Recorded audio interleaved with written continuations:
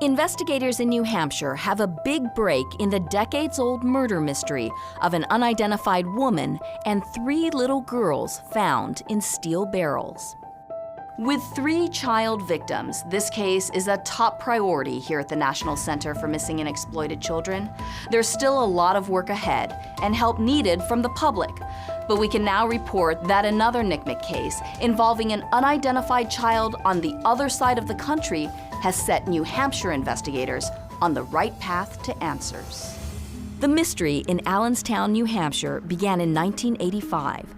Hunters found the bodies of a woman and a little girl in these woods near Bear Brook State Park. The bodies were wrapped in canvas and plastic, hidden inside a steel barrel. No one knew the identities of the victims, where they were from, or how they might be related. Then, 15 years later, in 2000, a state trooper looking for clues at the original crime scene discovered a second barrel. Inside, another 2 bodies, 2 little girls. Investigators determined these new victims were part of the original crime scene. All 4 bodies had been in the woods all along. These faces were created by NCMEC forensic artists, and while we still don't know their names, DNA testing reveals that the woman is related to the youngest and the eldest girl, but not the middle child. The New Hampshire mystery is just one out of hundreds of cases here involving unidentified children at the National Center.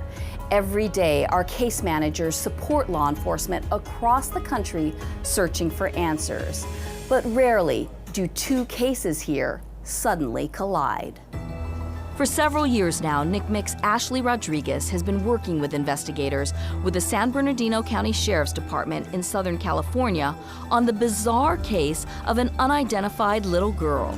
The victim here is now a grown woman, but she was just a baby when she was kidnapped. The kidnapper raised her as his own daughter, and he named her Lisa. And when she was about 5 years old, he abandoned her and simply disappeared.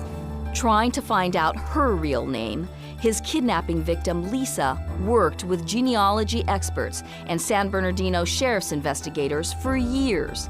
Finally, the search that began in California ended up 3,000 miles away in Manchester, New Hampshire. Investigators say Lisa's mother is this woman, Denise Bowden. It turns out that Lisa was just a baby when she lived here with her mother and her mother's boyfriend. Police have now discovered that in 1981, all 3 suddenly vanished. Here in Manchester, when Denise suddenly disappeared, her family thought she just took off to start a new life. For 35 years, no one ever reported her missing. We need to find Denise. We don't know where she is. We presume that she's become a victim of homicide. We now know that the daughter is alive and well and is accounted for and living in another state, but we still do not know where Denise is at this time.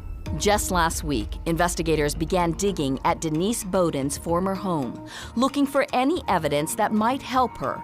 Police have turned up new pictures of Denise Bowden's boyfriend from the 1980s. At the time, he was going by the name Bob Evans. Police now know that was one of many aliases. Back at the National Center, case managers began connecting the dots. So once we received the confirmation of Lisa's identification, we were so relieved for her.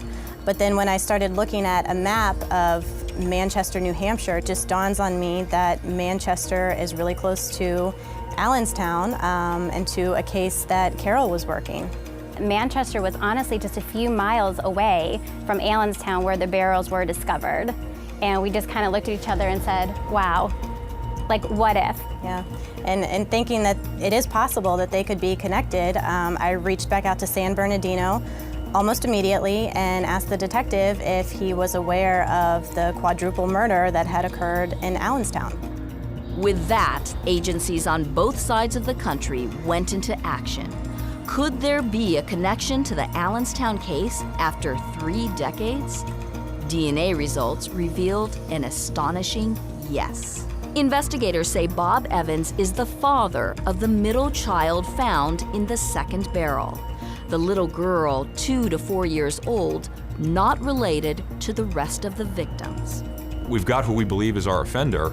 Everything suggests that. We have a direct tie to one of the victims genetically. We have ties with this Bob Evans to the scene itself in Allenstown, but we still don't know who any of these victims are.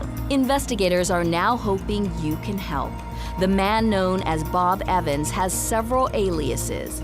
He says he spent time in Quebec, Canada, and many places throughout the U.S., including Texas, Idaho, and Virginia.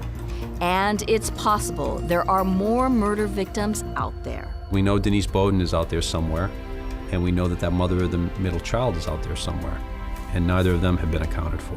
Normally we start with the identity of the victims and we find our killer. Here we believe we found our killer. Now we're going to try to identify our victims. And maybe along the way we find more victims.